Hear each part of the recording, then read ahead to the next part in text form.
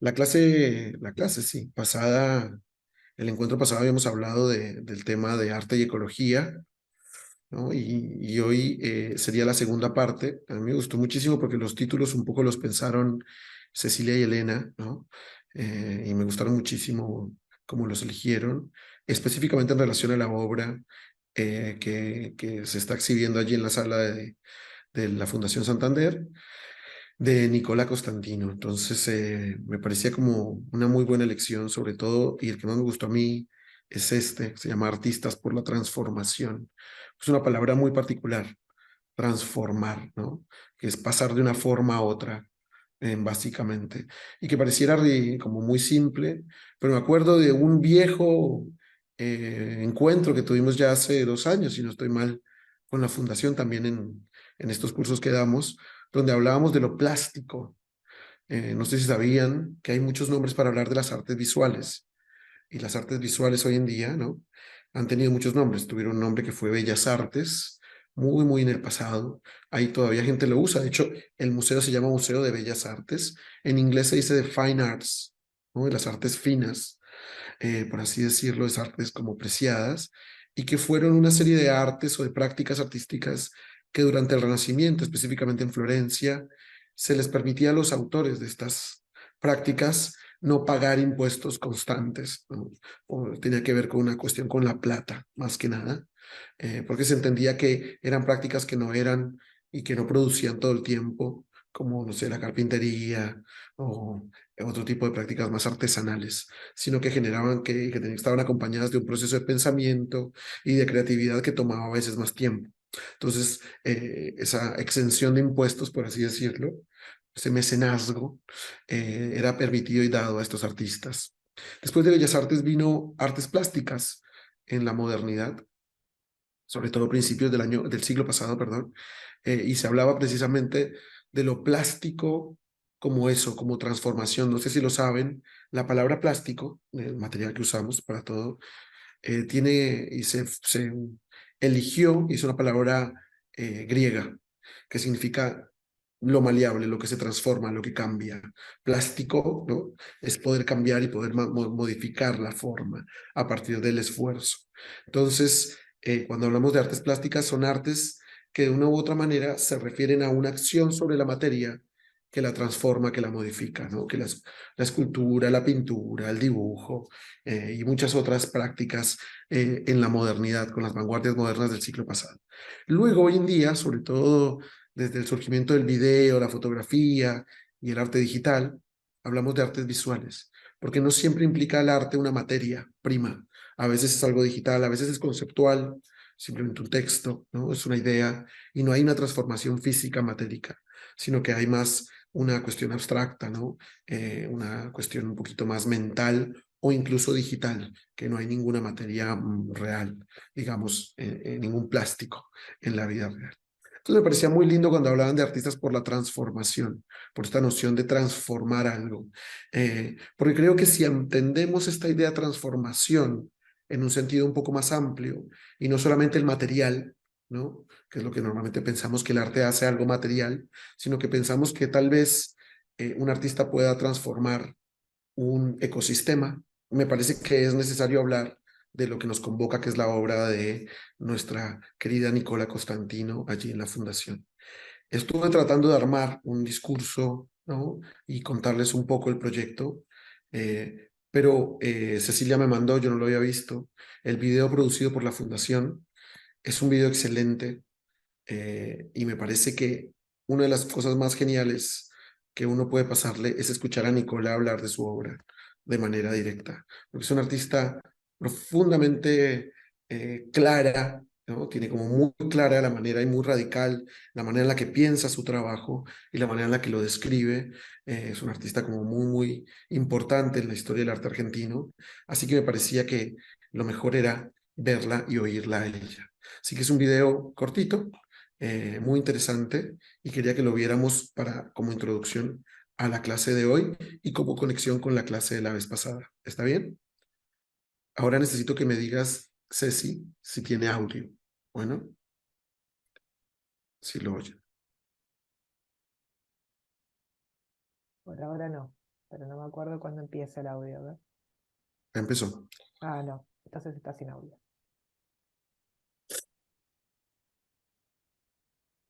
¿Ahora? No. Exposición Ahí de la sí, Fundación Santander, ahí sí. Pardes. Es una palabra del hebreo antiguo, significa paraíso. Y el concepto de paraíso para ellos era muy lindo, muy interesante, porque el paraíso era algo que estaba dado para que todos tomen de él, y en el momento en el que alguien tomaba más de lo que necesitaba para acaparar, quedaba expulsado del paraíso. Me parece la síntesis del gran problema de la humanidad.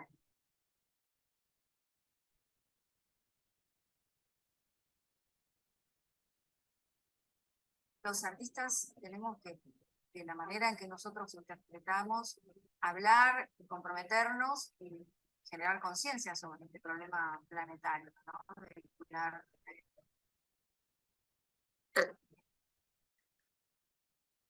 Empecé a buscar en técnicas y en valores del arte milenarios, ancestrales, y por eso, bueno, rescaté la cerámica, la porcelana, y estoy trabajando también con los gusanos de cera. Son cosas que no cambiaron y no van a cambiar, porque ya son perfectas.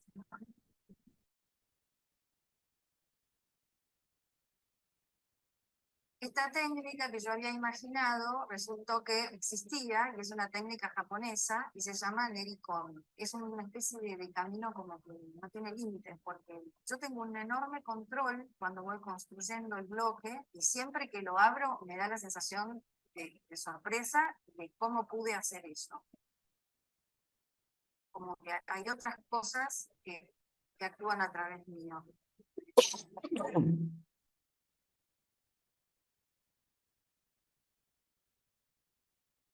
En la Fundación Santander tenemos una visión que cultura es inclusión, es identidad, es trabajo, es transformación social.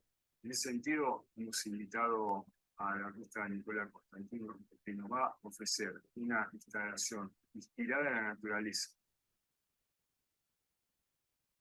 Adicionalmente, le ha dado un matiz social, porque para su producción se ha asociado a la fundación todavía tiempo, para que contribuyan a la producción de toda esta obra estupenda que vamos a tener la oportunidad de ver durante todo el 2023. La Fundación Todavía hay Tiempo es una organización que promueve el desarrollo integral de niños y sus familias para que puedan tener la oportunidad de un futuro digno. Poder ser parte de esta para nosotros es muy importante porque reconoce el valor de nuestra comunidad, potencia todo lo que nosotros venimos trabajando en nuestros talleres y nos dejó las herramientas para poder desarrollar productos diferentes.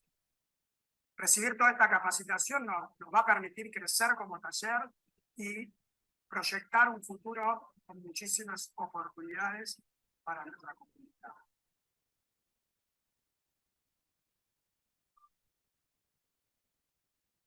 El concepto que también me interesa derribar es este de que el artista tiene que trabajar solo, que la obra es única y exclusiva. Por eso estoy trabajando con gente, y me siento muy bien porque estoy generando fuente de trabajo.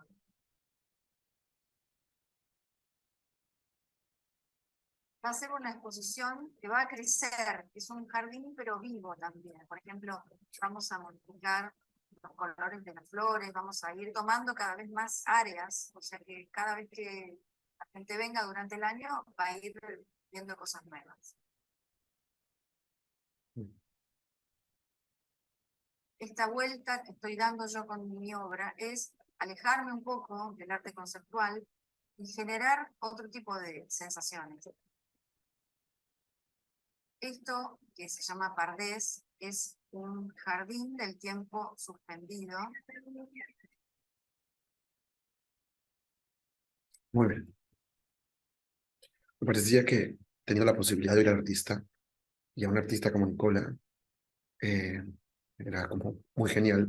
No solamente que conociéramos la obra, ya complicado, que conociéramos la obra, sino que materialmente, sino que comprendiéramos cómo es el proceso de crearla, ¿no? Desde la transformación física de la cerámica, de la porcelana, hasta luego la transformación social en su trabajo comunitario con esta fundación que le ayuda y que contrató, ¿no? Y que capacita para fabricar estas jardines que están en constante crecimiento. ¿A qué se refiere eso? Allí en el hall de la Fundación Santander están estas flores, estas plantas, ¿no? Dispuestas, pero upa, la muestra va a durar todo el año, de tal manera que a medida que vaya avanzando, ella va a ir sumando, ¿no? nuevas esculturas, y si uno va una vez y vuelve a los 3 meses, la obra va a cambiar completamente, ¿no? Es expansiva, está en crecimiento, ¿no? Es un jardín que crece todo el tiempo, un paraíso perdido, ¿no? Algo ahí muy interesante. En la fundación, si están en Buenos Aires o si van a pasar por Buenos Aires durante el tiempo de la muestra, no dejen de pasar allí por la fundación a visitar la exposición de Nicola. Pensando en eso y tomándola a ella y a su obra como base, me parecía muy interesante conectarla con... Dios mío, no me ha pasado en todo el día.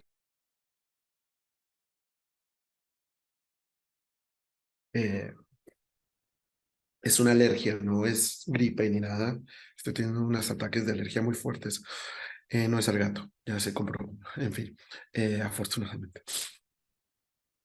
Me muero. En fin, y con relación a eso, es la obra con la que habíamos terminado la clase pasada. La clase pasada habíamos hablado de Joseph Beuys. Yo tengo estudiantes que dicen, Julio, otra vez Beuys, y yo digo, sí, otra vez Beuys, 1000 veces Beuys. Para los que se suban hoy por primera vez y no se sumaron la vez pasada, habíamos hablado de este proyecto realizado por Beuys durante la Documenta de Kassel, que es uno de los eventos de arte más importantes del mundo. Durante esta Documenta, en vez de poner una obra o disponer una pieza para el museo que se encuentra en la parte de atrás, el famoso Friedrichshain en la ciudad de Kassel, Joseph Beuys propone una obra que es replantar la ciudad. Kassel había sido una ciudad que quedó completamente destruida después de la Segunda Guerra Mundial y completamente deforestada. Así que Beuys dispone de 7.000 árboles, 7.000 robles para ser sembrados en la ciudad. Con un grupo de voluntarios, de ayudantes, básicamente con cualquier persona que se quisiera sumar, uno elegía el arbolito y replantaba, ¿no? Todos estos arbolitos en la ciudad. Hasta el día de hoy, estos robles permanecen allí. Hoy en día, esto fue en los años 60, así que es una obra de hace mucho tiempo. Estos robles crecieron y modificaron y transformaron completamente la historia y la cara de la ciudad, la imagen de la ciudad. Beuys es un artista que entendió algo muy particular como sobreviviente a la Segunda Guerra Mundial. Después de esa terrible hecatombe, ¿no? Que fue el Holocausto, que fue el nazismo, y de ver a toda la parte de Europa completamente destruida por la guerra. Él mismo fue piloto alemán durante la Segunda Guerra Mundial, tenía 16 años, cae, queda completamente lesionado, es recogido por un grupo de nómadas en las montañas, en los Cárpatos, es rescatado y protegido con una serie de instrumentos y elementos que le permiten a él sobrevivir. Y él empieza a darse cuenta que la figura del artista no es más ya solamente la figura de un artesano prodigioso que hace una obra genial o que es un revolucionario del arte como Picasso y compañía, sino que tiene una función social. Él se llama a sí mismo escultor social. Él dice, de la misma manera que Miguel Ángel agarra un pedazo de mármol y lo transforma, el artista contemporáneo, el contemporáneo de él, tiene la obligación de pensar la sociedad, el espacio social, como una masa que también tiene que ayudar a transformar y a modificar. Con un profundo compromiso, lleno de obras profundamente simbólicas, ¿no? Tal vez esta la más famosa y con la que comienza, de hecho, su carrera al estrellato, porque fue una especie de superestrella, de personaje muy importante en la cultura alemana de los años 50 y 60. Beuys se dedica a sanar la cultura, a sanar la sociedad. Se da cuenta que está todo destruido, que está todo muerto, como esa liebre muerta que tiene en sus manos, es una simbología, y que el papel del artista es volver a darle vida por medio del arte, y entender que el arte va más allá, ¿no?, de una manualidad, de una capacidad manual. Entonces se disfraza con una especie de chamán. Pensemos en la figura del chamán. Es muy interesante la figura del chamán en los pueblos aborígenes, pero el chamán no es el líder político ni militar, ¿no? Es una especie, pero tampoco es un líder espiritual como pensaríamos en un sacerdote. No es el que te dice por dónde ir y por dónde no ir. El chamán era un poco el médico, era un poco el que leía las nubes, el que sabía cuándo iba a llover y cuándo no iba a llover, el que contenía y mantenía la historia ancestral y los saberes ancestrales, ¿no?, del pasado, y el que ayudaba a generar los diferentes ritos de paso para que las personas de la comunidad cambiaran y crecieran y modificaran. Entonces, la figura del artista como ese chamán que está al servicio de una comunidad para restaurarla, ¿no?, y para sanarla. Es muy linda esa noción, porque te conecta directamente con una parte del arte que a veces hemos olvidado y que me parece muy vital el día de hoy, en estos tiempos extraños de profundo egoísmo. Beuys era muy famoso profesor de la que sigue siendo la universidad más importante de arte del mundo, que es la Facultad de Arte de Düsseldorf. Y allí daba diferentes clases y talleres en una especie de discusión con toda la institución universitaria de la época en Alemania, que buscaba siempre una especie de excelencia académica técnica, pero que olvidaba la parte filosófica, los principios y los valores en muchos sentidos. Beuys se empieza a cuestionar por qué a los estudiantes hay que darles una nota, o quién, sobre todo en arte, cómo le puedes decir a un estudiante que lo que está haciendo bien que lo que está haciendo está bien o está mal. ¿Qué sentido tiene? Entonces se niega profundamente a ponerle notas a los estudiantes. La universidad se enoja y lo despide. Como la universidad es un espacio público, y esto es muy interesante, Beuys puede ir y hacer lo que quiera en los pasillos de la universidad. Así que se va a los pasillos de la universidad y empieza a dar clases allí. Era un personaje tan carismático y tan importante que los estudiantes salían de las otras clases y venían de todas partes del mundo a oír talleres abiertos, gratuitos, conferencias, charlas, conversaciones con otros intelectuales y otros profesionales, y se generaba una especie de emoción pedagógica muy fuerte. Entre 3.000 y 3.800 personas se reunían a diario durante años a oír a Beuys en las pasillos de la universidad, hablar obviamente de clases sobre la historia del arte, sobre la relación entre arte y filosofía, arte y religión, arte y ciencia, y se generó una especie de cosa muy tremenda y muy interesante. Lo hermoso es que Beuys entiende esta acción, el hecho de dar clase, ¿no?, de enseñar y de compartir con otros como docente, la entiende como una obra de arte. Él dice, esta es la obra de arte, ¿no? De hecho, lo que suele pasar y lo que terminó pasando es que todos los tableros, acá dicen pizarras, todas las pizarras que él utilizaba quedaran completamente llenas de todos los esquemas y diagramas que él generaba y se quedaron expuestas en diferentes exposiciones. Esta es una muestra que está hasta el día de hoy en el Museo de Arte Contemporáneo de Berlín, en el Hamburger Bahnhof, se llama ese museo, muy importante. Están todos los tableros en el suelo, él los dispuso así. En el parlantito que ustedes están viendo acá, se oyen las charlas de Beuys, todavía se repiten y están los tableros dispuestos allí. Así que yo llego al museo, buscando obras en las paredes no hay un montón de tableros donde alcanzo a ver algunas cosas borradas, otras escritas, y las puedo asociar a ese registro de esa clase. Era como un podcast del pasado, pero entendiendo que tenía una figura física, una presencia física en el espacio, ¿no? Y vemos los diferentes diagramas en los tableros que Beuys utilizaba en la época. Tal vez una de sus obras más importantes y más raras, porque es rarísima esta obra, yo he oído tantas versiones de cómo era realmente, que llega un punto, de hecho si lo buscan en internet, donde no es tan fácil saber cómo funcionaba. En la sala de exposiciones de la Documenta de Kassel, siempre estaba invitado a la Documenta, que ocurre cada 5 años. Es como el Mundial de Fútbol, pero se llama Documenta de Kassel. El Mundial de Fútbol para el fútbol es lo que la Documenta de Kassel es para el arte contemporáneo. Él era invitado, ¿no?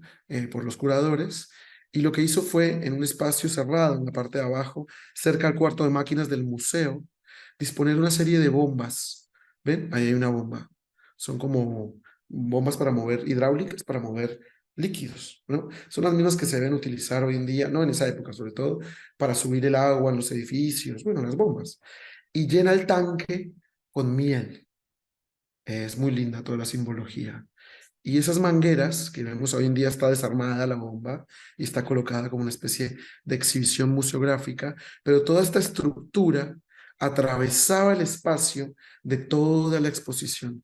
Así que uno veía este fluido, esta miel que fluía simbólicamente, ¿no? La idea del pensamiento como la miel que fluye y que lo atrapa y se lo mueve por todas partes. Otra versión que alguna vez me comentaron y que no sé si se dio en la vida real, era una época tumultuosa en Alemania, y no había registro fotográfico digital como hoy en día, fue que en un espacio, ¿no?, de allí cerrado, en un espacio de exhibición, él dividió el espacio por la mitad.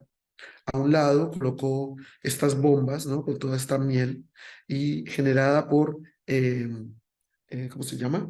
Donde están las abejas, panales de abejas. Los panales que tienen los apicultores.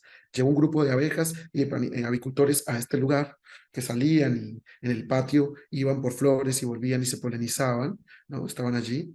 Y esa miel que esas abejas producían, estaba dividido el espacio por una pared, se alimentaba la sala siguiente en un goteo constante que generaba miel. Lo hermoso es que en esa otra sala él invita a un grupo de investigadores, profesores, científicos, urbanistas, arquitectos, sociólogos, politólogos de diferente índole, a pensar una sociedad nueva, una Alemania nueva. Entonces era muy lindo mientras las abejas trabajaban, los intelectuales trabajaban, el sonido de los intelectuales acompañaba a las abejas y la miel de las abejas alimentaba a los intelectuales. Todo un proceso metafórico de comprender que el pensamiento es importante, que el pensamiento es hermoso y que todo lo que vivimos hoy en día, los derechos que tenemos, el país mismo de ustedes, fue generado por un grupo de gente que se reunió en un café y que empezó a conspirar para liberarse de la corona española, no sé si se acuerdan.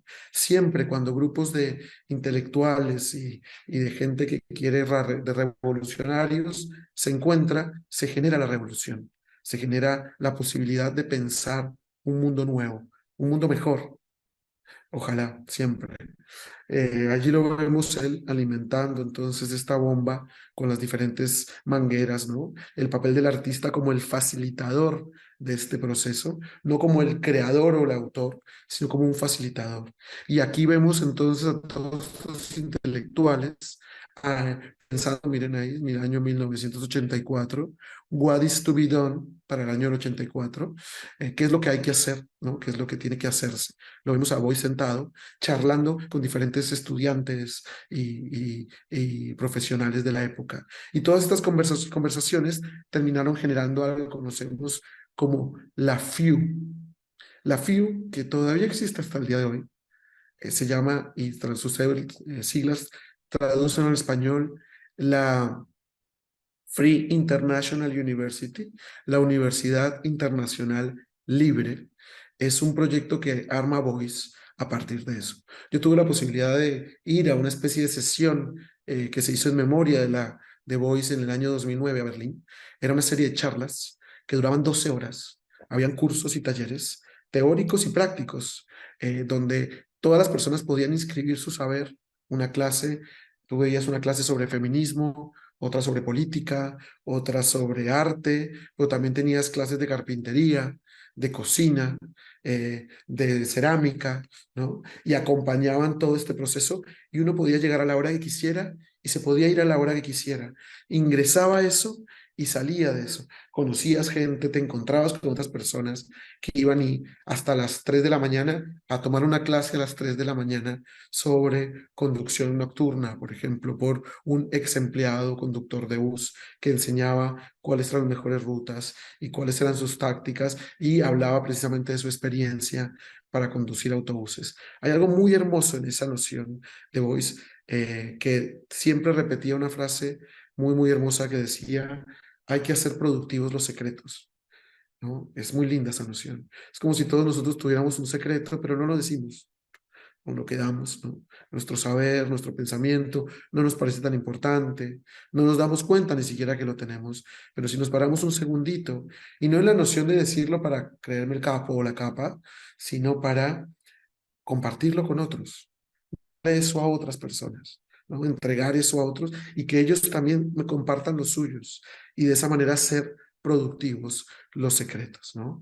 Allí vemos los diferentes paneles. Entonces era muy interesante ya en los años 70, 70 y 80 ir a un museo y encontrar, en vez de pinturas, ¿no?, a la manera antigua o esculturas, un grupo de gente completamente enamorada de diferentes ideales, reunida para pensar y para cambiar y transformar la sociedad. Porque eso es un poco lo que termina comprendiendo un artista como Boyce, como lo entendió Nicola. No se puede trabajar solo siempre, ¿no? No se puede. Se necesitan de otros para generar una verdadera transformación social. Se necesita que haya más de un secreto y que esos secretos sean productivos. Paralelamente a eso, Boyce inaugura el que fue el primer partido verde de la historia. Era un gran ecologista, ¿se acuerdan de los árboles? Y genera un partido político que fue muy importante en la época, sigue siéndolo hoy en día en Alemania. No sé si todavía mantienen sus ideales iniciales, en los cuales hace una encuesta, por ejemplo, y habla precisamente de las dos diferentes tipos de democracia, ¿no? La democracia participativa y la democracia representativa. Boyce decía algo, a lo cual le doy toda la razón aún hoy en día, como buen anarquista, y es que la democracia representativa, que es la que tenemos hoy en día, o sea que es donde elegimos candidatos que nos representan, nunca va a funcionar, porque concentra el poder en muy pocos partidos, en ideologías muy fijas y al mismo tiempo en personajes y en personas muy específicas. Por más buena o mala que sea esa gente, nunca iba a funcionar. La única democracia que termina funcionando es la democracia representativa, que es la que proponen los anarquistas, o la propusieron cuando estaban, por ejemplo, en Cataluña, antes del franquismo, en Liverpool, perdón, en Manchester, y en otros lugares. La democracia representativa nos obliga a todos a participar. No nos gusta, pero nos obliga a trabajar a todos. Juli, perdón, la democracia participativa. Participativa, sí. La democracia participativa no nos gusta mucho porque es mucho más cargosa, nos obliga a trabajar, nos obliga a hacernos cargo del Estado, precisamente porque comprende que el Estado no es esa cosa. El Estado somos nosotros. Nosotros somos el Estado. Los ciudadanos conforman el Estado. No es esa estructura y esos edificios y esos políticos que están allí representándonos. Nosotros somos el Estado. Cada decisión que me incumbe como ciudadano del Estado, yo debería tomar parte en esas decisiones, no de manera pasiva, sino de manera activa. Toda la propuesta de Boyce es muy compleja en términos políticos y es muy difícil de explicar en una clase, incluso de 2 horas, pues es bastante compleja, pero terminó armando un partido que apelaba a ello. De hecho, muchas veces y de manera muy polémica, en el año 79, si no estoy mal, convocó a los miembros de la RN, que eran estos anarquistas terroristas que ponían bombas en Alemania y estaban siendo buscados por toda la policía alemana y por toda la situación, y los convocó de manera pública por medio del periódico a la documenta de Kassel. Él se iba a sentar durante todo el tiempo de la documenta, que dura cerca de 6 meses, en las salas de la documenta a esperarlos para él sentarse a charlar y a hablar con ellos y a generar puntos de acuerdo. Obviamente esta gente nunca fue, no los atraparon, la policía hubiera caído inmediatamente, pero simbólicamente planteaba dudas y planteaba preguntas muy, muy interesantes. Boyce ha motivado muchísimos políticos en la historia, que han hecho cosas muy interesantes gracias a su pensamiento. No todos los políticos son malos. Y en particular hay un político en Colombia que fue un político muy importante, porque generó un cambio muy, muy interesante en la ciudad de Bogotá. Fue lo que ustedes llamarían intendente, es un alcalde de Bogotá, se llamaba Antanas Mocus.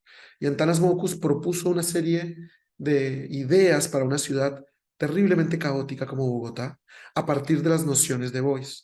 Por ejemplo, Bogotá sufría, no tenía pasos peatonales, la gente no pasaba por la cebra, sino que pasaba por cualquier lado, y habían muchos muertos en las vías públicas de Bogotá. Así que hizo toda una campaña para concientizar al ciudadano bogotano de no pasar por esos lugares. Se pegaban letreros y avisos publicitarios por todos lados, la ciudad se llenaba de basura, y en vez de ir a los Giuliani como en Nueva York y mandar gente a limpiar y quitar todo y poner multas, se disfrazó de un superhéroe muy patético, que era el super bogotano, que iba y él mismo iba, quitaba manualmente los avisos. En vez de ponerle multas a la gente por pasarse el semáforo en rojo, por salir pasar por lugares en los que no debía o tirar basura a la calle, había todo un grupo de saltimbanquis, de mimos y de payasos callejeros que avergonzaban o que hacían algún tipo de burla, no bullying, ¿no? Sino que le tenían un pulgarcito así, para educar un poco a la ciudadanía. De hecho, en un momento terrible en que la guerrilla colombiana, en la época de la guerra con las FARC, estaba amenazando a los políticos, fue amenazado por la guerrilla públicamente, y en vez de salir a la calle vestido con chaleco antibalas, ¿no? hizo un chaleco hecho de algodón que en la parte del corazón tenía un hueco y un orificio. Entonces, cuando salió a la calle, le preguntaban los periodistas, ¿pero usted está loco? ¿Cómo va a usar esto que tiene un hueco precisamente en el corazón? Y lo que Mocus respondió, recordando a Boyce, fue: la guerrilla tiene que entender que no tiene sentido matar a un hombre que no teme morir, finalmente. Entonces, salió completa. La misma guerrilla dijo: es evidente que este tipo no es un enemigo, por así decirlo. Y generó un montón de transformaciones. Son cosas que les digo hoy en día que por ahí para una sociedad como Buenos Aires no tiene mucho sentido, pero para una sociedad tan clásica y conservadora y ultracatólica y ultraseria como la bogotana, porque los bogotanos es una tierra fría, es un otoño eterno, ¿no? Es una ciudad en la que amanece a las 5 de la mañana y anochece a las 5 de la tarde, todos los años, todos los días del año. Fueron transformaciones muy fuertes que modificaron durante varios años después de la alcaldía. Esto motivado a partir del pensamiento estético y filosófico de Boyce. Y eso me hace pensar en una serie de artistas que quería traer el día de hoy para recordar un poquito artistas que trabajan con el entramado social de diferentes maneras, con diferentes pensamientos políticos, porque también es comprender una cosa que a veces se nos olvida. Ser político no es necesariamente ser partidario. Y está bien ser partidario y tener ideologías y tener ideas y charlar adecuadamente de esas ideas. Me parece bárbaro. Pero recordemos que todos somos políticos. Somos seres políticos porque vivimos en la polis, en la ciudad. Todos somos Estado. Y por ende, todos podemos hacer preguntas también. Y todos podemos tener inquietudes y difundirlas. Y esta idea de lo político me parece interesante tenerla abierta de esa manera. No caer en la idea de lo contrario, de ser apolítico, por ejemplo, que no existe, no se puede ser apolítico. Somos seres políticos, por naturaleza. Y este es Christophe Wodisco, artista de Europa del Este, que trabaja a partir de la noción de trauma en diferentes sociedades. Este proyecto es el proyecto para Tijuana. Wodisco se va a Tijuana y descubre que en Tijuana hay un grupo de mujeres que han sufrido diferentes vejaciones. Lo que solía pasar, todavía sigue pasando hoy en día, es que Tijuana está en la frontera entre México y Estados Unidos. Hoy en día es la entrada, obviamente, del narcotráfico más importante, ¿no? Tijuana, El Paso, todas estas ciudades fronterizas. Pero lo que pasaba en esa época, hay una película de Jennifer López que cuenta muy bien la historia, es que las mujeres de Tijuana pasaban el día a la frontera en un bus para ir a trabajar en las maquiladoras de Estados Unidos. y de regreso volvían a la noche para volver a sus casas. En ese trayecto, que es la mitad del desierto, de la nada, eran abordadas por diferentes grupos criminales, mafiosos, aliados con la policía, con el Estado, patrocinados o pasada, o sea, pasada la vista por alto por el Estado, y fueron muchas mujeres asesinadas y violadas durante muchos años en la frontera, y no había nadie que los escuchara. No había manera de dar a conocer la historia de las sobrevivientes. Así que Bodisco lo invitan a exponer en el Centro de Exposiciones de Tijuana, un gran y enorme museo, y propone esta obra. La obra consiste en esto. El museo es muy raro, por eso se ve así. Es un círculo gigante, ¿no? Es una especie de cúpula enorme, por eso es redondo. Y lo que Bodisco hace allí es proyectar un video que está hecho en vivo. En la parte de abajo hay una mujer, aquí la vemos, una de las sobrevivientes, que con una cámara perfectamente dispuesta debajo de su rostro, muy pegada, ¿no? La graba tanto hablando como la grabación de la imagen, contando toda su historia. Este espacio está en el centro de Tijuana, de tal manera que toda la ciudad alcanzaba a oír y a ver ese lamento que había silenciado y que había sido silenciado. Poder contar su historia, contar cómo había sido sobreviviente y comprender algo que comprendemos con la obra de Bodisco, y es: no puede haber sanidad si no hay verdad, si esa verdad no se ha dicho. No puede haber restauración, ¿no? No se puede superar un trauma si uno no dice el trauma. Esto nos sirve para todas las cosas en la vida, ¿eh? Aquellas personas que se guardan todo, que no dicen las cosas, que no hacen terapia y que no hablan de lo malo que les pasa, eso no va a pasar. Eso se empieza a almacenar ahí. Y a nivel social también nos pasa. Es necesario decirlo, es necesario hablarlo. Y la obra de Bodisco le da voz a estas mujeres que nunca la habían tenido, cuya voz había sido quitada. Sí, me parece muy interesante la relación de ser un intermediario, ¿no? Que le da voz a aquellos que no tienen voz. Y me parece interesante porque traje a Boyce, hablé de los anarquistas, de ideas comunistas, y ahora quiero hablar del otro lado. No quiero hoy caer en ninguna noción política, tengo mi ideología obviamente y mis creencias políticas, pero hoy quería ver que de ambos lados puede surgir también un pensamiento. Esta es la obra de Tania Bruguera, artista cubana, invitada a la Bienal de Cuba. Es una artista que de hecho ha sufrido muchísimo la persecución del régimen en Cuba, de manera muy dolorosa.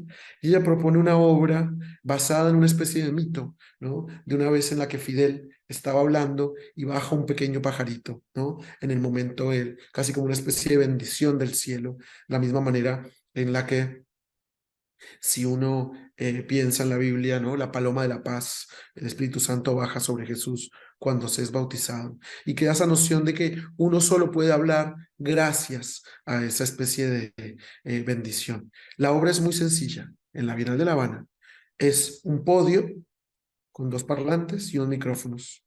Hay dos actores, ¿no? Que funcionan como guardias del ejército, que le dan paso a cualquier persona podía pararse allí y decir lo que quisiera y promulgar lo que quisiera. En un régimen que controla tanto la conversación y todo lo que se puede decir en un espacio público, aparte estatal, como el de la Bienal de La Habana, es muy interesante. La única es que solo podían hablar mientras la paloma estuviera en su hombro. Entonces la gente se subía y empezaron a hablar y a contar sus historias y a hablar de su incomodidad con el régimen y a generar toda una situación terriblemente. Los actores, ¿no? Los guardias funcionaban y le ponían la palomita en el hombro, y si la palomita se quedaba, la persona podía hablar. Hay gente que se le quedó 2 horas, hay gente que se le voló inmediatamente, ¿no? Y la persona no podía hablar, y apenas se iba la palomita, los guardias bajaban a esta persona. Me parece muy interesante esta noción de una obra que realmente, si se ponen a pensar, no hay obra, la obra la hace la gente. O sea, sí hay obra, pero la obra no funciona como un objeto al que yo voy a contemplar, sino como un lugar, como una plataforma desde la cual yo genero la obra, ¿no? Me convoca a generarla. En el último sentido, en otro sentido, aparece un proyecto que ya les había mencionado en ese primer curso que hicimos, pero que no podía no traer a colación. No les voy a poner el video otra vez. Búsquenlo, está ahí en YouTube. Y es el proyecto hermosísimo que se llama Gramsci Monument, el monumento a Gramsci, eh, este gran pensador de izquierda italiano que murió en los campos de concentración. Propuesto por el artista suizo Thomas Hirschhorn. Thomas Hirschhorn lo propone, lo invitan a exponer en el MoMA y él dice, no sé si estoy tan interesado en exponer en el MoMA, creo que voy a hacer un proyecto en otro lado.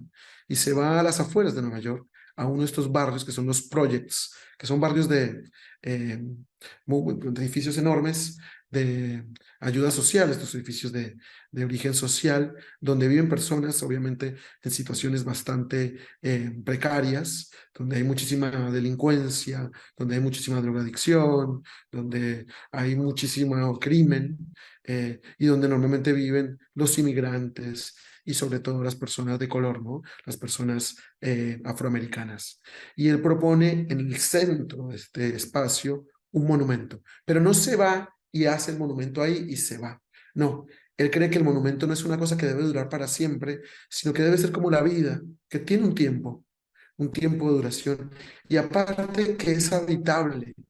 Un monumento no es un pedazo de calle de mármol para él, sino que es algo que debería ser habitable por todos y para todos. Entonces convoca a diferentes eh, líderes sociales de la zona y junto a ellos convoca a todos los vecinos a participar y a elaborar entre todos juntos el monumento a este filósofo maravilloso. La cualidad, dice ahí, ¿no? Quality, ¿no? Este letrerito hecho a mano por alguno de los voluntarios, la cualidad debe ser atribuida a los seres humanos, no a las cosas, ¿no? Vivimos en una época complicada en la que le damos las cualidades a las cosas en vez de las personas, ¿no? La vida de calidad debería estar hecha para nosotros, no para las cosas. Es muy interesante porque todo el proyecto de Hirschhorn es este monumento enorme, elaborado con materiales, siempre materiales baratos, materiales conseguibles en cualquier lado. Son estas láminas de obra, trabaja con cinta, con pintura de pinturería, nada de óleos caros y esas cosas, sino que son materiales completamente alcanzables y que hacen que la gente se sienta cómoda. Viste que tú entras a un lugar, es de mármol, te sentís como, te da una solemnidad, ¿no? Como que te tienes que comportar de cierta manera. Bueno, no, estos objetos evidentemente le dan una tranquilidad, la comunidad se suma, empiezan a participar, pasan cosas hermosas y es que todo un grupo de gente que sabe construcción viene y ayuda a construir el monumento, lo sostiene, ¿no? Y vemos a Hirschhorn trabajando con todo el mundo allí. Y empiezan a generarse charlas, conferencias, talleres que están totalmente gratuitos para la colectividad y desde la comunidad. De hecho, Hirschhorn invita a pensadores intelectuales de la NYU, de Princeton, universidades que son impagables, que vienen y durante todo el tiempo que dura, son 3 meses, dan talleres gratuitos, certificados de filosofía y de diferentes áreas del pensamiento a todos los vecinos de la zona que quieren sumarse. La gente se copa, se emociona, porque lo que les pasa es que lo sienten propio, lo sienten suyo, ¿no? Ellos saben que puede ser suyo. Todos esos que vemos ahí son nombres de filósofos y estas son las presentaciones de las ponencias, ¿no? De los estudiantes de la zona después de haber tomado los diferentes seminarios y talleres.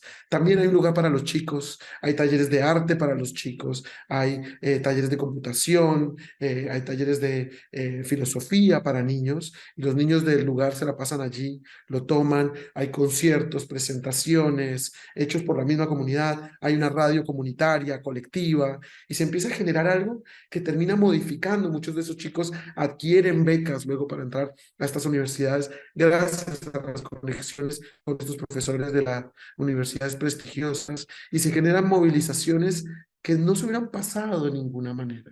Entonces me parece interesante eso y es efímero, dura 3 meses. A los 3 meses se cae, se desmonta y se quita. Pero lo que pasó en la vida de estas personas, la experiencia que tuvieron allí, no se va a pasar más, no se va a quitar, nunca de sus vidas, ¿no? Es muy interesante esta noción del monumento que no busca perdurar en el espacio físico, sino en la mente y el corazón de la gente, ¿no? Porque piensen eso, los monumentos que tenemos en la ciudad. ¿Qué es más importante, el monumento a San Martín o la idea de que primero tenemos que ser libres, lo demás viene después, ¿no? Lo demás no importa. ¿Y cómo es que es? Hay que ser primero hay que ser libres, lo demás no importa nada. ¿Alguien me recuerda la frase de San Martín, por favor, que se me acaba de olvidar? Me gusta mucho siempre la frase de San Martín allí en el chat, si me la recuerdan. Seamos libres, lo demás no importa más. ¿Cómo es? Ay, ayúdenme. Ay, las que lo quiera. Seamos libres, pero la siguiente parte, lo demás no importa nada. Esa noción. Si los argentinos tienen metida esa frase, aun si no saben de quién es, igual está chévere que sepan de quién es, pero la sola frase es mucho más valiosa vivir con relación a esa frase que vivir con relación a un monumento puesto en una plaza. No es que esté mal el monumento, y está bien, y está lindo tener nuestras historias en los espacios físicos de la ciudad, pero la frase es, la noción, el pensamiento es mucho más importante, me parece a mí. Hirschhorn, como les dije, se suma a un grupo de artistas que en los años 90 y 2000 empezaron a producir un tipo de obra muy heredera de Beuys, ¿no? Muy heredera de Beuys, que tiene que ver con esta noción de modificar el espacio social, de modificar la manera en la que entendemos nuestra sociedad. El siguiente es Tiravanija, artista tailandés, aunque realmente nació en Argentina por un error de cálculo, venía de su madre en el vuelo y haciendo una escala en Buenos Aires. Al hacer escala empieza la labor de parto y Tiravanija nace en Buenos Aires. Es argentino, tiene pasaporte, nacionalidad argentina. Aunque creo que nunca vivió acá, ha venido varias veces igual a la Argentina después de eso. Es un artista que empezó a hacer un tipo de exposiciones muy particulares. Convocaba a la gente a la galería, la gente llegaba, había algunas, siempre hay algo físico que ver, pero normalmente lo que había es un espacio donde él convoca a una cena, hace una gran olla comunitaria, una gran olla colectiva, y la gente llega al espacio del museo, de la galería, a comer y cenar, ¿no? Entonces uno lo va cocinando, son normalmente al principio recetas ancestrales y tradicionales de la cocina tailandesa que él aprendió de su madre y que su madre aprendió de su abuela y su abuela de su bisabuela y así. Este conocimiento culinario que va sosteniéndose a partir de las vidas de las familias, ¿no? Y la gente llega y come. Entonces te estás comiendo un plato de pad thai, yo qué sé, allí, que te hizo Tiravanija, y de repente estás solo, y en la comida conoces a alguien, empiezas a charlar con esta persona, empiezas a charlar con la otra, y se empieza a generar una comunidad, una colectividad que supera lo normal. Yo insisto, no lo piensen en un sentido meramente argentino. Porque si lo piensan muy argentino, pareciera que no, esto es algo que ustedes hacen casi todos los días de su vida. Se sientan a comer y duran hablando horas, ¿no? Yo he sentado en mesas argentinas que voy a desayunar y me he levantado a las 1 de la mañana, porque el desayuno y luego unas masitas y luego el almuerzo y charlas y el matecito y que llegó la merienda, porque no sé cuántas meriendas hacen al día y comen merienda y seguís charlando y hablas y destapan un vinito y viene la cena y cenás y luego se juega un truco y toda esa noción que ustedes tienen tan instaurada y por lo cual es Argentina tan maravillosa, porque a la verdad es por eso, esa especie de noción hermosa de la sobremesa que en otros países no tenemos, ¿no? Se come y se termina y se va, se lavan los platos y se acaba. Ustedes pueden pasar horas hablando. No es normal. Imagínense un europeo o un gringo que comen parados aparte, que siempre tienen prisa, que son fríos, donde la galería les abre el espacio para encontrarse, para charlar, para conocer a otras personas. El proyecto de Tiravanija empezó de una manera muy particular, ha hecho esta muestra ya varias veces, y lo que hizo fue recrear el que fue su primer apartamento. Él, la primera vez que hizo esto fue en su apartamento en Nueva York. Él hacía muestras donde invitaba a la gente a comer a su casa y en esas comidas se charlaba, se discutía y se hablaba. Y lo que hace entonces posteriormente es recrear toda la arquitectura del apartamento dentro del espacio de la galería. Esto es un museo, y dentro del museo él crea como los huesos, ¿no? La estructura de su antigua casa, y como si llevara el apartamento y lo metiera dentro del museo. Hasta la heladera, las ollas, las mesas que tiene, todos son parecidos a lo que tenía en ese apartamento pobre de artista, ¿no? En ese viejo loft feo de artista que apenas podía pagar, y donde hizo las primeras experiencias, ¿no? Muchas veces, como les digo, en las paredes aparecen registros, archivos de diferentes recetas y de diferentes historias que acompañan esas recetas, que se conectan con esa comida que uno está comiendo, pero básicamente lo que siempre sos invitado es a comer, a sentarte a comer. En esta exposición particularmente, invitado en Hong Kong, hizo toda una investigación sobre la diferencia de gastronomía de Hong Kong, ¿no? Todos conocemos un poco la historia de Hong Kong, su historia rara, ¿no? Esta especie de libertad que le dio China, esta ciudad-país, ¿no? Con apoyo de Inglaterra, por la discusión ahí, y que todo el tiempo está a punto de terminarse, y sobre las paredes una serie de dibujos y pinturas que hablan de la historia, ¿no? De la represión en Hong Kong y de lo que han vivido por parte del asedio chino, ¿no? Históricamente. En ese sentido, y allí en el centro, con garrafas de gas y con estufas portátiles, cocinaba toda una serie de recetas hongkonesas y alimentaba a los hambrientos espectadores de arte que iban allí, se servían un curry y se sentaban a charlar con extraños. Es algo muy, muy lindo. Yo creo que ¿no? Esta relación en lo que está pasando en las paredes, con lo que está pasando en el centro, y esa especie de vínculo que se genera entre las personas y los extraños. Allí fotografías, dibujos, archivos que dan cuenta precisamente de toda la historia dolorosa, pero al mismo tiempo triunfante y esperanzadora de una ciudad que se quiere y trata de todas las maneras posibles de mantenerse libre, como lo es Hong Kong. De hecho, para la Bienal de Venecia, se enteró de que en China había una vieja planta de ladrillos artesanales que era ancestral, más de 1000 años produciendo ladrillos, y que iba a cerrar porque no lograbas obtener a flote. Así que para la Bienal de Venecia él propone un taller de amasado de ladrillos. Entonces uno iba y podías amasar tu propio ladrillo, realmente te lo amasaban y vos podías escribir una pequeña inscripción encima, obviamente en chino. Esto se enviaba a la fábrica en China, pagado todo obviamente por la obra, de tal manera que lo que hizo fue generar trabajo para que la fábrica china que iba a querer cerrar no se cierre, sino que tenga una especie de respirito, ¿no? En las deudas y pueda sostenerse y mantenerse a flote. Durante los 9 meses, 6 meses que dura la exposición de la Bienal de Venecia, la Bienal de Venecia es visitada por miles de personas, es impresionante, miles de personas, cientos de miles de personas durante el tiempo. Es otro evento enorme de arte. Y allí en el Arsenal, que es este edificio ancestral y emblemático donde ocurre la Bienal de Venecia, uno iba y hacía un ladrillito, le ponía una inscripción encima, le daban a uno una especie de ticket, ¿no? Uno pagaba creo que $10, una cosa así. Esto se le mandaba a la fábrica, se horneaba en los hornos de la fábrica, se devolvía y quedaba para vos, ¿no? Te lo devolvían a vos, a tu dirección, y te quedabas vos con un ladrillito hecho en la pieza de tirabanija. Era un proceso muy, muy interesante, ¿no? Porque no era simplemente contratar a una fundación o a un grupo, ¿no? Una fábrica en situación precaria para que te ayuden a hacer la obra, sino que era generarle trabajo y entrada económica a esa institución para que esa institución no muriera y no desapareciera completamente. Todo el tiempo iban apareciendo los ladrillos allí secándose y luego eran horneados en China, ¿no? Allí los vemos perfectamente dispuestos. Algunos quedaban allí dispuestos y otros obviamente eran reclamados por sus dueños que habían pagado por ellos.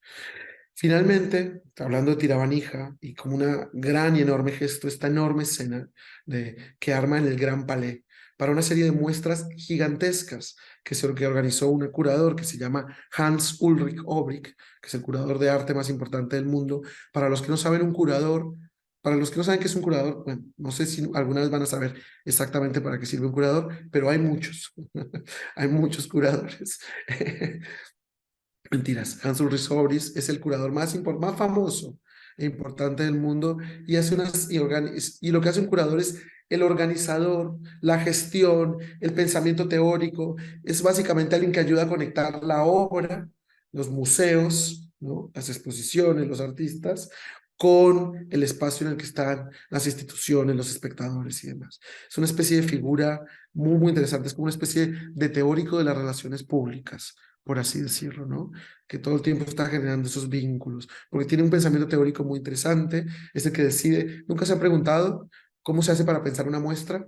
Una muestra en un museo, por ejemplo, y vemos una muestra, no sé, de Berni. Siempre hay alguien detrás que organiza, que elige qué obras, dónde van, cómo va organizado, que genera un marco teórico para que acompañe y justifique eso dentro de la institución. Bueno, Hans Ulrich Hörbris hace una serie que se llama Monumenta, donde invita a diferentes artistas a hacer una obra en el enorme espacio del Gran Palais, allí en París. Y lo que hace Tiravanija es un comedero comunitario gigantesco. En el tiempo de invierno, aparte de París, la gente llegaba, habían mesas enormes, uno podía, de manera gratuita, todo esto obviamente, sentarse, comerse una sopa y sentarse a charlar, siempre en mesas comunitarias y colectivas, tomarse la sopa y charlar con extraños. O, perdón,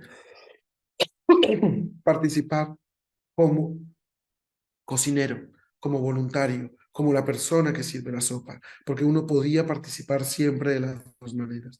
Así que ese gran lugar, normalmente dispuesto para el lujo, se volvió el albergue de un montón de transeúntes, de muchas personas sin hogar incluso, que entraban allí para comer, para alimentarse en la pieza de Tiravanija. Y pensando en esa noción de darle el lugar a aquellos que no han tenido voz, que no han tenido silencio, que no han tenido una manera de comunicar y de contar su historia, ¿no? Que han sido históricamente o silenciados o ignorados, que es casi lo mismo. No pude evitar recordar la obra de Pepe Espaliu. Pepe Espaliu es un artista español, ya fallecido, que hace esta pieza comunitaria y colectiva. Pepe Espaliu tenía VIH en la época de la epidemia del VIH. No sé cuántas personas ya fallecieron de COVID, pero creo que son 3 millones. ¿Se acuerdan que estuvimos 10 meses encerrados en la casa por el COVID, ¿no? En la pandemia, porque habían muerto 1 millón de personas. El SIDA se llevó en menos de 10 años a 50 millones de personas en todo el mundo, más de la población de Argentina. Y los estados no hacían nada, porque se consideraba que era una enfermedad de los homosexuales, que se lo merecían, porque los que lo tenían se sentían como un estigma social y no lo contaban. Así que las medicinas que hoy en día permiten una vida bastante normal para las personas con VIH, que se generaban mucho tiempo después, se hubieran podido generar mucho antes, pero nadie quería hablar de eso. Fue terrible, todos los años 80, generaciones enteras de personas que fallecieron de la manera más ignorada, ¿no? Más alienada posible. Y Pepe Spaliu tenía VIH, estaba prácticamente desahuciado, y empieza a darse cuenta que pasa algo con la persona con VIH y viste que todo el mundo lo ve como una especie de leproso. Una cosa muy horrible, ¿no? De no tener contacto, de no tocarlo. Y él propone esta obra durante la exhibición del Festival de San Sebastián. El Festival de Cine de San Sebastián es uno de los festivales de cine más importantes del mundo. Está lleno de farándula local, española e internacional. Y él propone una especie de camilla constante. Yo quiero que lo oigamos, porque me parece muy hermoso oírlo, esta idea tan hermosa. ¿Escuchan? ¿Todavía no? ¿Ceci? Por ahora no se escucha. No nos escucha. No, no está No. sonando. No. En principio era el proyecto Ahora del sí, escultor, ahora sí. era de mí mismo, un escultor.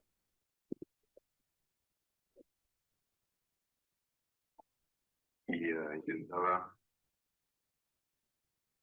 aludir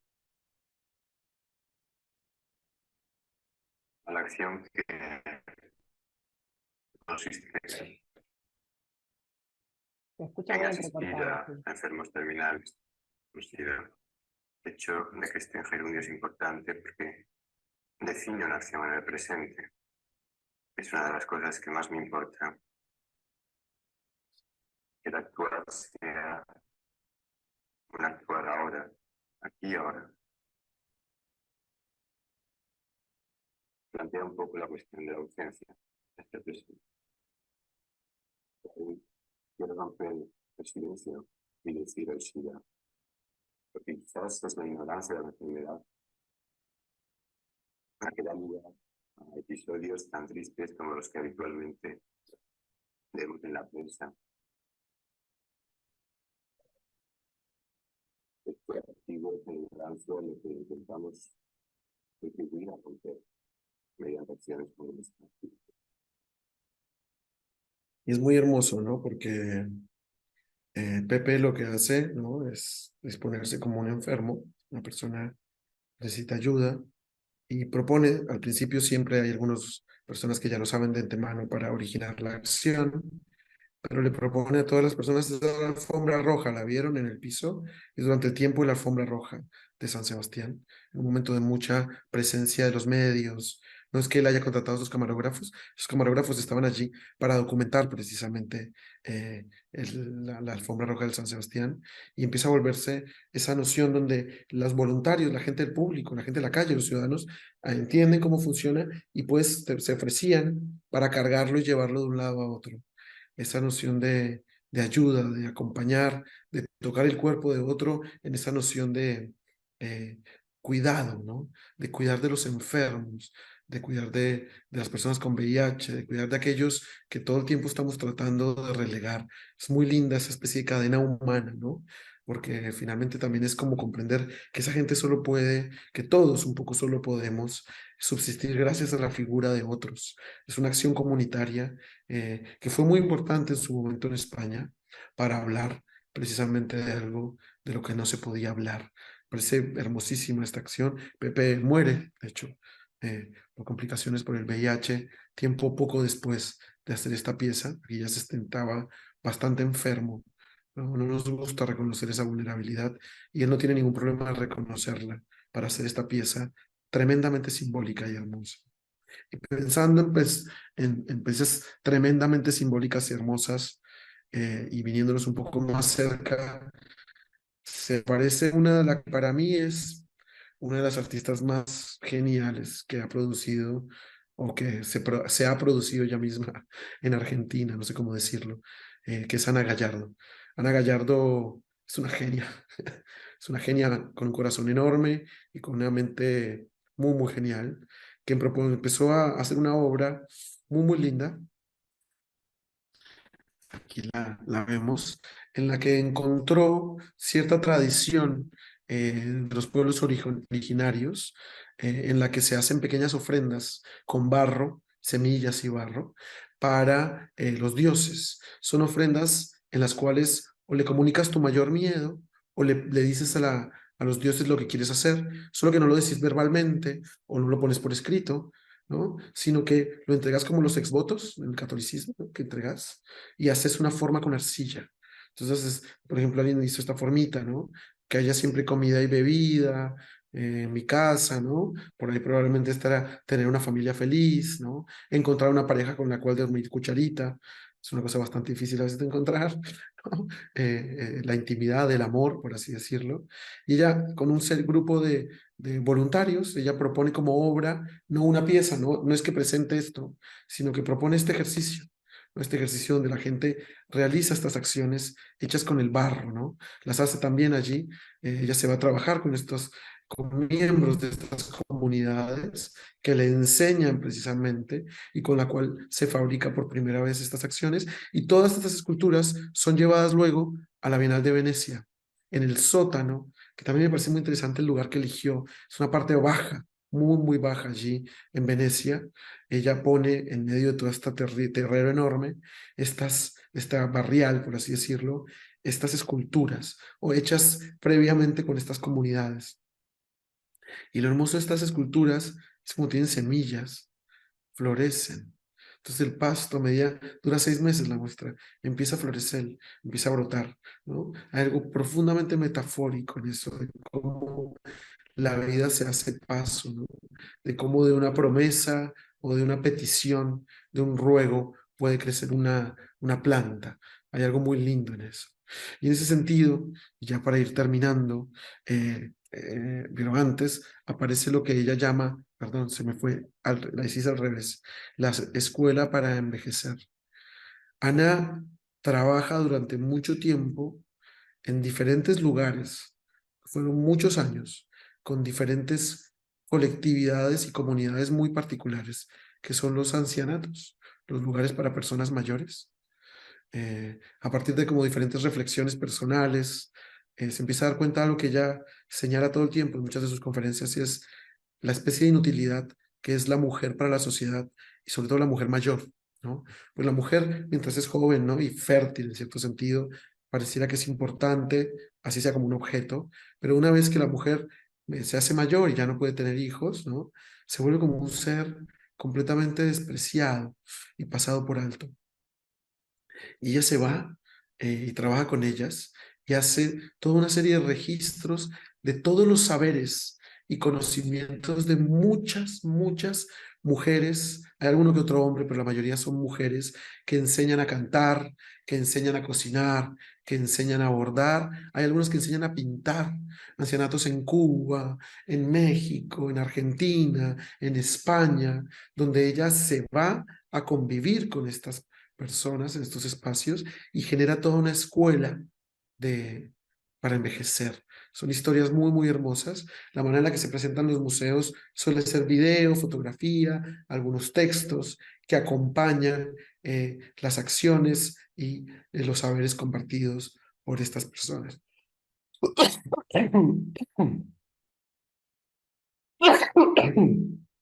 Ay, les pido perdón.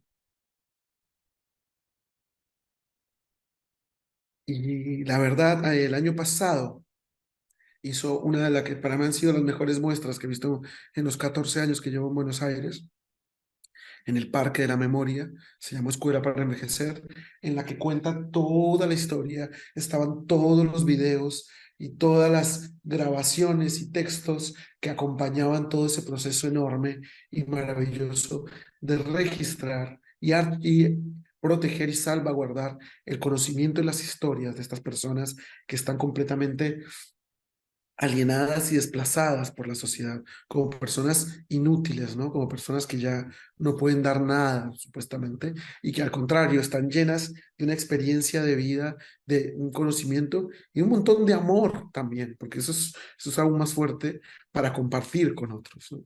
Volviendo a la idea de Boyce, debemos hacer productivos los secretos. Y ella se va y hace productivos esos secretos. Luego, para terminar, me parece que aparece una obra que no quería dejar de mencionar. Creo que es una de las obras más lindas, comunitarias, que he visto en toda mi vida, que se llama La fe mueve montañas. Francis Alice, artista belga, pero realmente mexicano, es bastante belga igual, pero vive en México y es más mexicano que el más mexicano en muchos sentidos. Se va para Perú, para Lima, tiempo después de que acababan de recuperar la democracia. Nosotros acá hablamos de hace un tiempo de Marta Minujín. Es muy parecido al Partenón de los libros prohibidos, ¿no? Durante la dictadura que hizo Marta en el año 83, ahí en la mitad de la 9 de julio, hecho con los libros que habían sido prohibidos y con toda la comunidad participando y donando los libros, ¿no? Francis Alice se va y se encuentra con sobrevivientes, ¿no? De estas regiones, allí a las afueras de Lima, que recuperaron, ¿no? Que vivieron toda la persecución política de Fujimori y compañía, y que lograron sobrevivir, porque muchos no sobrevivieron, y los invita a pensar esta frase de la fe mueve montañas. No sé si sabían, pero Lima tiene todas estas dunas, esta especie de desierto a las afueras, ¿no? A que lo rodea a Lima, y el objetivo es muy simple, es mover una montaña, pero no con la fe pura, sino con las manos. Todos los voluntarios que son limeños lo acompañan a él, ¿viste? Cuando la fe mueve montañas, abril del 2002, y a punta de pala se dedican durante toda una jornada a mover entre todos una de estas montañitas. La mueven, literalmente la mueven, cerca de 1 metro, creo. Esa montaña que estaba acá y se mueve. Al paisaje, la verdad, no le importó mucho, no cambió. Es una montaña que es una duna, así que no se iba a transformar. Pero bueno, me parece que simbólicamente, y de hecho cuando uno oye a los voluntarios que participaron, es un momento muy particular para ellos, porque llevaban esperando recuperar la democracia y la libertad durante tanto tiempo y la habían alcanzado. Así que es equiparable a la fe que ellos habían tenido y mueven la montaña. Y me parece muy linda esa noción de comprender que las montañas sí se mueven, solo que no se puede mover sola. Uno solo no puede mover una montaña. Uno necesita de más gente, siempre. Hay como un versículo bíblico, ahora que lo recuerdo, una historia de la Biblia, una linda fábula en la que Jesús alimenta con 5 panes y 3 peces a una enorme multitud. Para la mayoría de los creyentes cristianos, Jesús reproduce, tiene 5 panes y 3 peces que le da uno de sus discípulos, Felipe, si no estoy mal, y tiene 4.000, cerca de 8.000 personas, ¿no? 4.000 hombres, se cree que por lo menos hay 8.000 personas allí, o entre hombres, mujeres y niños, que alimentar. Y se da cuenta que no puede alimentar a toda esta comunidad. El creyente cree que de manera mágica Jesús hizo reproducir un montón de peces y un montón de panes para darle de comer a toda esta multitud. Eso es lo que dice la Biblia. Hay una explicación que alguna vez oí que me parecía más hermosa, y es que la gente, al darse cuenta que este chiquillo que no tenía plata, que era Felipe, que apenas había llevado su almuerzo y probablemente el de su familia, no tiene ningún problema de decir, bueno, no es mucho, pero lo que tengo te doy para que alimentes a toda esta gente, se conmueve y los motiva a ellos poner también lo propio.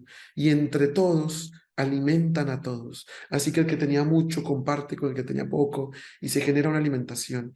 Y lo que le oía decir a algún predicador que hablaba alguna vez de esa historia es que para él era más milagroso esa segunda versión, porque hacer panes de la magia es bastante milagroso, pero lograr que una comunidad saque de lo poco que tiene y lo comparta con otros y alimente a todas las personas, ese es el verdadero milagro.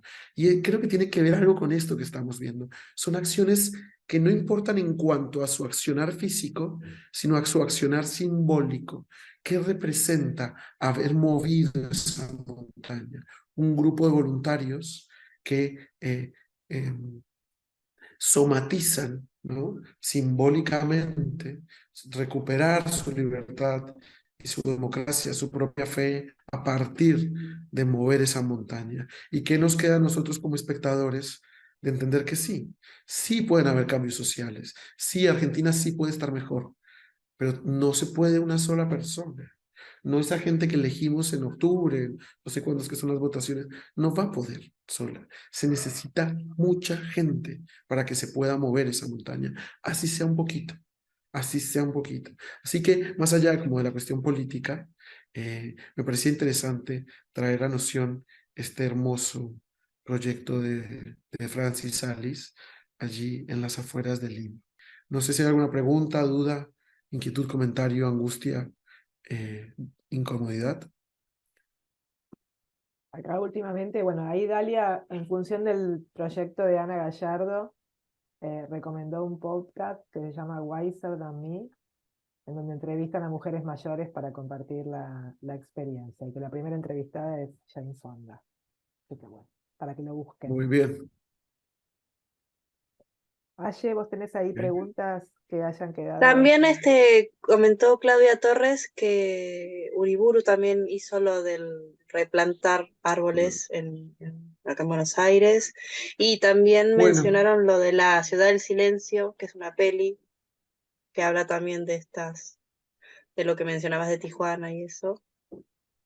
sí, esa es la peli de Jennifer López, ¿no? Sí. Sí, yo la vi. Bueno, esto que estás diciendo de Uriburu, si me lo permiten rápidamente, vamos a hacer una cosa.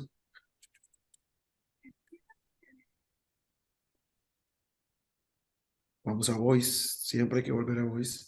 Sí, Bueno, este señor que está acá es García Uriburu. García Uriburu era íntimo amigo de Voice. Eran muy, muy amigos. Y fue uno de los que iba todo el tiempo a sus clases y fue ayudarlo desde el minuto uno a replantar Kassel. Y muchas ideas las tomaron. De hecho, hay una obra en el Malva, si no estoy mal, no sé si está exhibida ahora en la nueva disposición, donde hay un proyecto sobre el agua que hacen juntos, ¿no? Que diagraman entre Boyce y Uriburu. García Uriburu también pintó de verde toda el agua de los canales de Venecia, ¿no? Tratando de sí. hacer una reflexión sobre el impacto climático ya en los años 80, 70. Así que bueno, no hemos aprendido mucho, pero tal vez sí, qué sé yo. El video sobre mujeres Preguntan, mayores Es un podcast que ahí lo es un recomendó Dalia, podcast. que se llama Wiser Than Me. Wiser Than Me. Más sabias que yo, Más ¿no? sabias que yo, tal Wiser, cual. wiser than me. Más sabias que yo. Pero también miren a Ana Gallardo, porque hay videos. Miren, pongan Ana Gallardo en YouTube, pongan Ana Gallardo en Vimeo, pero sobre todo en YouTube deben haber, y vean los videos de Hitchcock. Todos estos artistas se termina de completar mucho su obra cuando uno lo ve en movimiento y cuando uno oye a los voluntarios, a la gente que trabaja con ellos, contar lo que les ha pasado en carne propia, ¿no? Muy bien. Bueno, hay muchos. La obra de los canales de ejemplos. Venecia está en el mapa. Muy bien. Bueno, espero que les haya gustado, espero que nos deje la idea, espero que los ayude, los motive a ir a participar y a visitar la muestra de Nicola también en la fundación y que abramos un poquito nuestra noción de arte, ¿no? No, no es solamente la idea de una persona muy inteligente y una especie de iluminado, el artista como un genio, sino que es alguien como que puede conectar a otras personas, con otras, con causas, con ideas y con experiencias.